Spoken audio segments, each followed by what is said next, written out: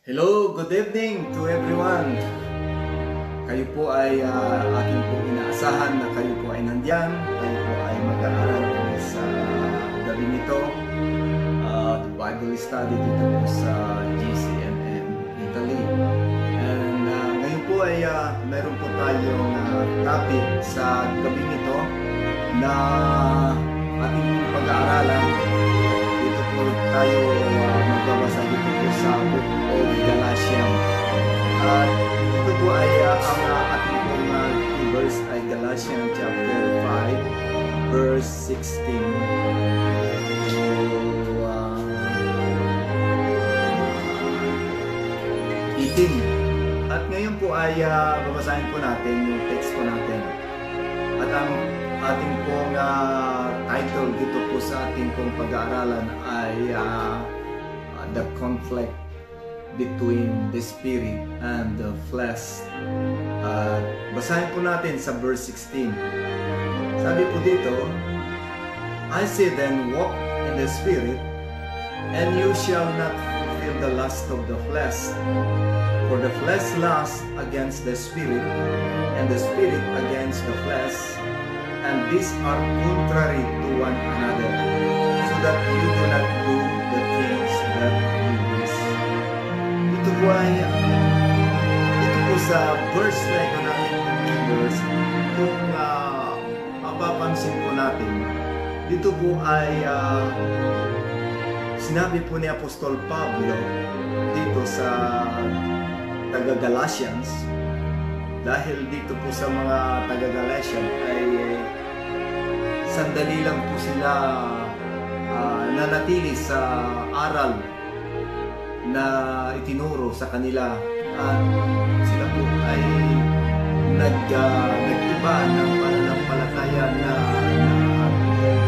may nagturo sa kanila ng iba, at sila ay naniwala talaga. Kaya nga sabi niya yung Galatians chapter 3, kaya nga na may nagturo, kapag may nagturo sa inyo iba sa ating tinuro, let the person na maging ang mga sa ating niya ay mag-curse if they teach according and not according to the teaching of Apostle Paul sa taga-Galatian. Kaya nga po, sabi niya dito na tinukoy po niya dito tungkol sa flesh at spirit. Kaya sabi niya dito na magkalaban ang espiritu at laman. They are contrary to one another. So bakit po contrary one another? Kasi kung babalikan po natin patungkol po sa Espiritu natin kung pag-aaralan sa gabi nito. The Spirit, if we walk in the Spirit, we are living in a godly living. If we live in a fleshly living, we are living in a worldly living. So basahin po natin dito po sa John chapter 3 verse 5. Sabi po doon na yung that which is born of flesh is flesh, and that which is born of spirit is spirit. So mayroon pong pagkasilang ng espiritu at mayroon din pong pagkasilang ng laman. Kaya nga sabi nung ang Panginoon na encounter po niya si Nicodemus dito po sa chapter 3, Nicodemus said to him, how can a man be born when he is old? Can he enter a second time into his mother's womb and be born? Jesus answered, most assuredly I say to you, unless one is born of water and the Spirit, he cannot enter into the kingdom of God. That which is born of the flesh is flesh, and that which is born of spirit is spirit. So sa 7, do not marvel that I say to you, you must be born again. Bakit po kailangan ma-born again ng isang tao? Because yung po na old man natin na makasalanan, ayun po yung nagkasala. Sumuway po sa kautusan o sa gusto ng Panginoon. At yung po kanilang pagsuway sa kautusan ng Panginoon, unang-una pa po si Adan. Siya po ay spiritually dead, patay. Dahil po sabi ng Panginoon na in the day you shall eat, you shall surely die. Sabi ng Panginoon sa kanila na kung nilang kakainin nyo punong kahoy, walang punong kahoy na nagbibigay kaalaman ng mabuti at masama. At hindi po sila sumunod sa Panginoon. And that day that we ate that, we surely die. Ano po yung namatay sa kanila? Their spirit. Ibig sabihin, si Adan nabuhay pa ng 930 years at hindi po yun ang namatay na sinabi ng Panginoon, namatay sila, the separation of man to God. Nagkaroon po ng separation, nawala po yung communication po nila at maging si Adan at Eva, sila ay pinalayas sa Garden of Eden at sila ay nagbungkal ng lupa ng sarili na hindi na sila makakakain doon sa bungang kahoy na nagbibigay ng buhay na immortal. So dito po, maging din po sa 1 Peter, basahin ko po sa 1 Peter 1:23 kung ano ang sinasabi dito na born again. Dito po sa 1 Peter 1:23, basahin ko po. Sabi po dito, having born again, not of corruptible seed, but incorruptible through the word of God, which lives and abides forever. So, having born again, tayo po ay naisilang ng incorruptible. Ano po yung incorruptible? Hindi po naagnas, hindi po namamatay. Yun po yung forever na spirito. That which is the word of God. Yung pong salita ng Diyos na ating pong tinanggap. Siya po yung ating pong Panginoon. The word of God is our Lord Jesus Christ. Kung basahin po natin sa John chapter 1, in the beginning was the Word, and the Word was with God, and the Word was God. And that Word became flesh. Sabi doon sa verse 14. So sino po yun? Ang Panginoon. Yun po ang tinatawag po dito ni Apostol Pedro na we are born with incorruptible through the Word of God which lives and abides forever. The Word of God, yun po ang nagbigay sa atin ng ating spiritual na buhay. Because we believe the Word of God, we accept our Lord Jesus Christ. Dahil tayo po ay nabuhay ng ating spirito. Now, kung buhay na po yung ating spirito, yun po ay nabuhay sa atin. At yun po yung nagbigay muli sa atin ng kabuhayan o nagbigay sa atin ng blessing para matanggap po natin yung spiritual blessing na sinabi ng Panginoon o dito sa salita ng Diyos sa Ephesians chapter 1 verse 3. Sabi po dito, basahin po natin yung Ephesians chapter 1 verse 3. Basahin ko po. Sabi po din, blessed be the God and Father of our Lord Jesus Christ, who had blessed us with every spiritual blessing in heavenly places in Christ. So, before, tayo po ay hindi blessed. Pero nung na kay Kristo na tayo, na tinanggap natin na bumalik yung ating spiritual blessing, tayo po ay we are blessed in every spiritual blessing in heavenly places in Christ. Sabi, bakit po in Christ? Because Jesus Christ, yun po yung tinanggap natin na incorruptible seed. Yun po yung Word of God na tinanggap natin. Yun po yung Diyos. But because the Word of God is God. Sabi dun sa John 1, and the Word was God. So yung Word natin kung tinanggap po natin yung Word of God, that is God, that is indeed that abides in us forever. So yung Word of God ay abiding in us forever. So tayo po ay pinagpala. Tayo po ay sabi ng Diyos, tayo po ay shall walk in the Spirit, not the flesh. Because yung will ng Spirit is contrary to the flesh. Magkalaban po yung flesh. So ito po ang napakahalaga po malaman po natin na napaka-importante na ang flesh at spirit ay hindi po sila magkasundo o hindi sila pwedeng magsama.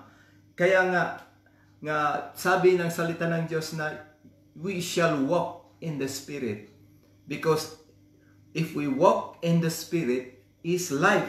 Basahin po natin dito po sa Romans chapter 8. Kung mayroon po kayong Biblia, sabi dito sa Romans chapter 8, there is therefore now no condemnation to those who are in Christ Jesus, who do not walk according to the flesh, but according to the Spirit. So wala na daw condemnation. Ano po yung condemnation? Wala pong kahatulan.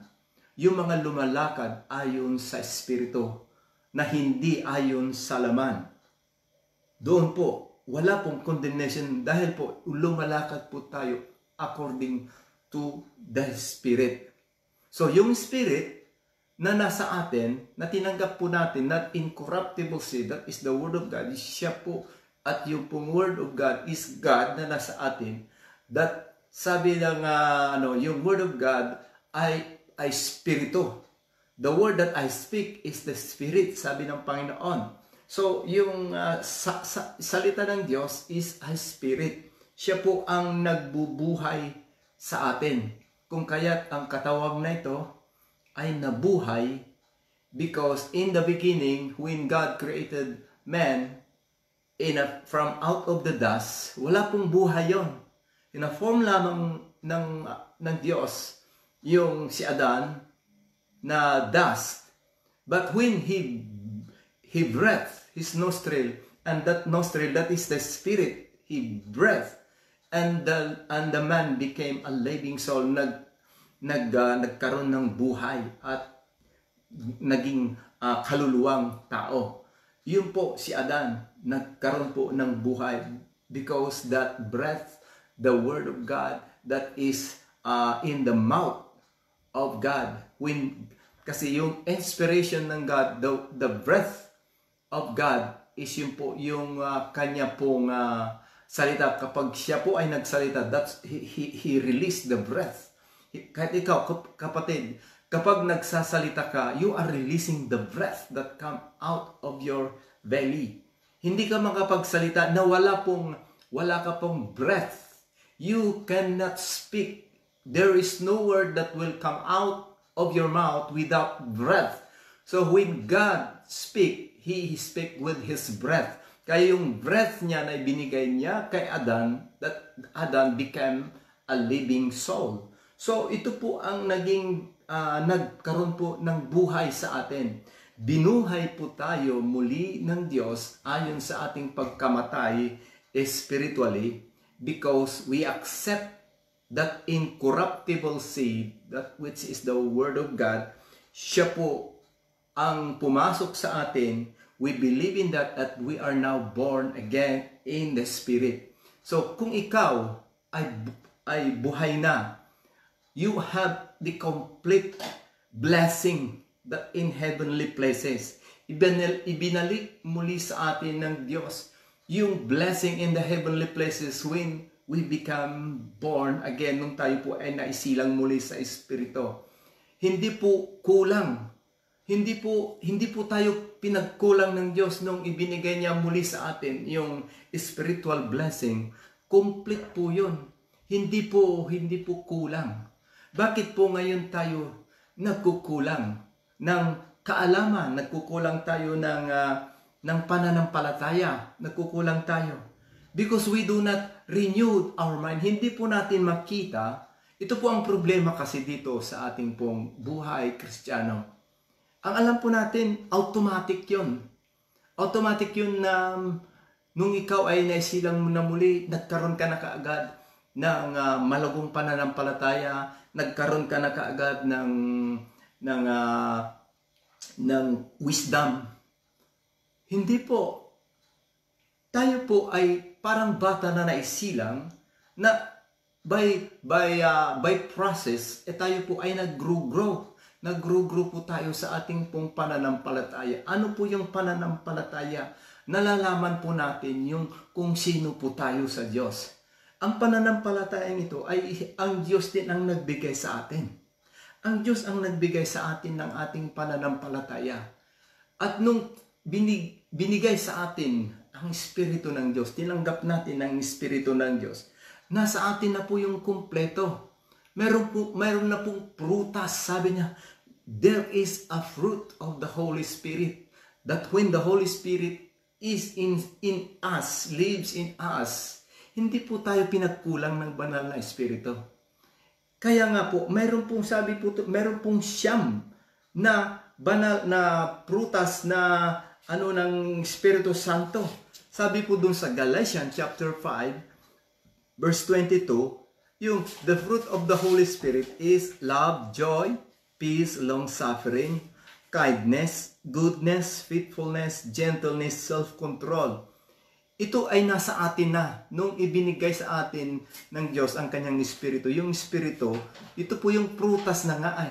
Kaya lang, hindi mo makikita yung prutas dahil hindi natin rini-release. Huwag ka nang manalangin, Lord, panalangin ko, nabigyan mo ako, Panginoon, naturuan mo ako ng umibig.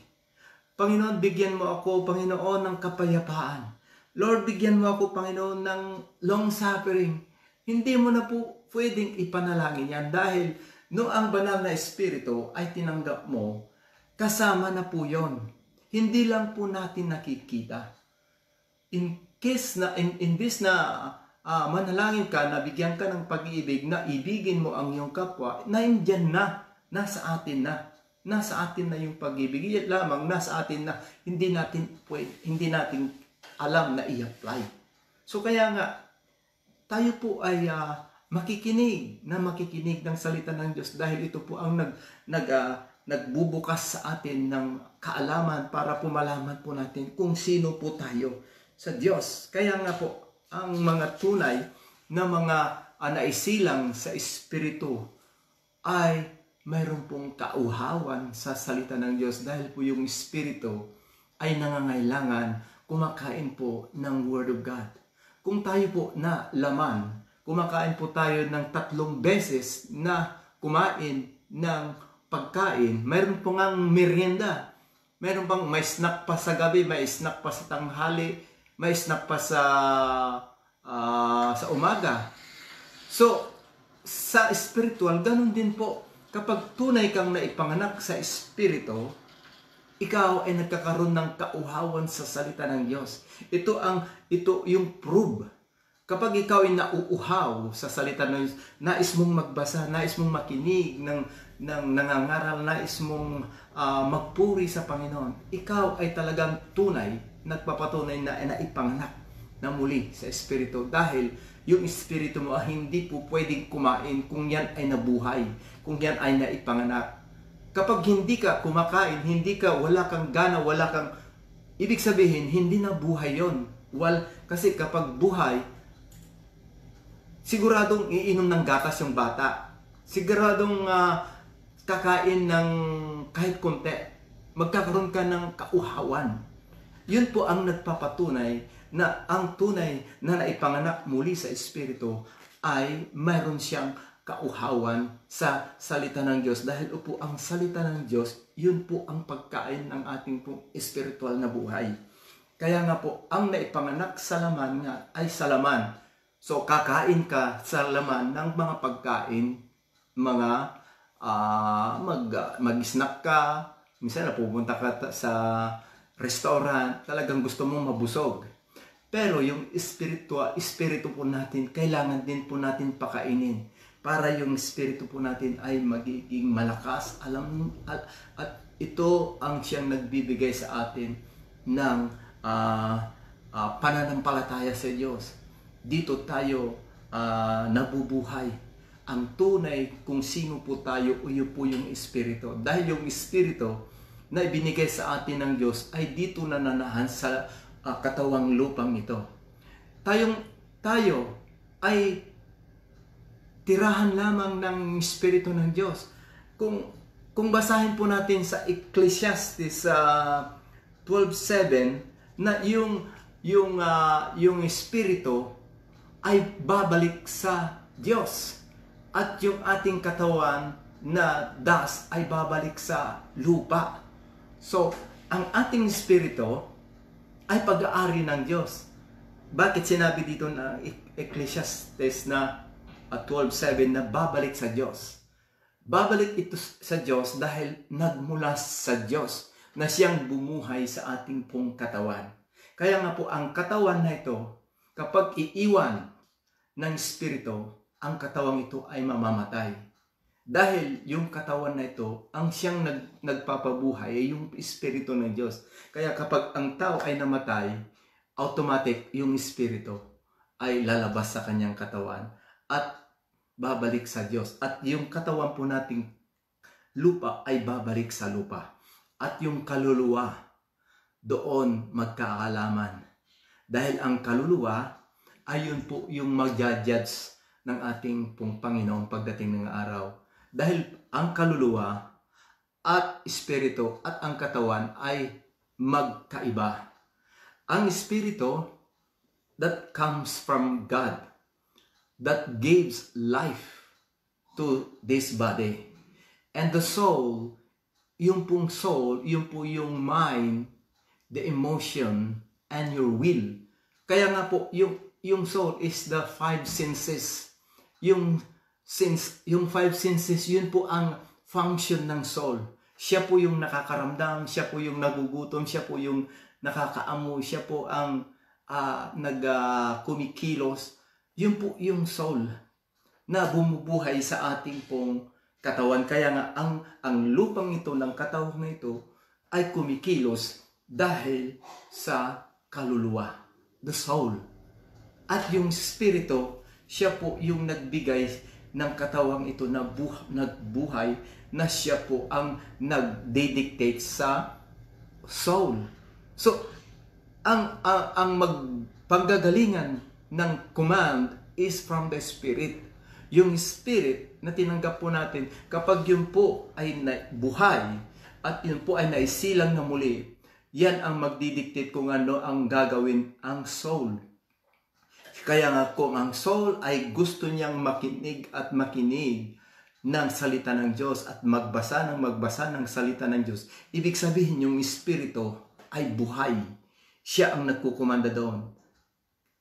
Maliwanag po, kapag ang espiritu ay hindi pa talaga buhay at namatay pa, wala pa, separated pa sa Panginoon, yung will ng soul ay yung po yung flesh. Yun po yung laman. Kaya makita mo yung tao na puro laman ang kanyang ginagawa. When a person is lastly ang kanyang ginagawa, patay yung espiritu. Hindi po makakilos ang espiritu dahil sabi nga dito na magkakontra ang flesh and the spirit. So kung patay ang espiritu, hindi makakilos dahil hindi pa na born again, yung last of the flesh, yung last ng flesh, yun po ang nakikita sa tao. Dahil yung laman at hilig ng laman, yun ang gusto ng tao, yung soul. Kaya makita mo, ang tao mahilig sa mga lastly na gawain. Yung sarap buhay, yung puro pagpapasarap, yung masarap na pagkain, puro katuwan, puro inom, lasing, kung saan-saan. Enjoy ang ginagawa niya. Wala siyang panahon sa spiritual, wala siyang panahon sa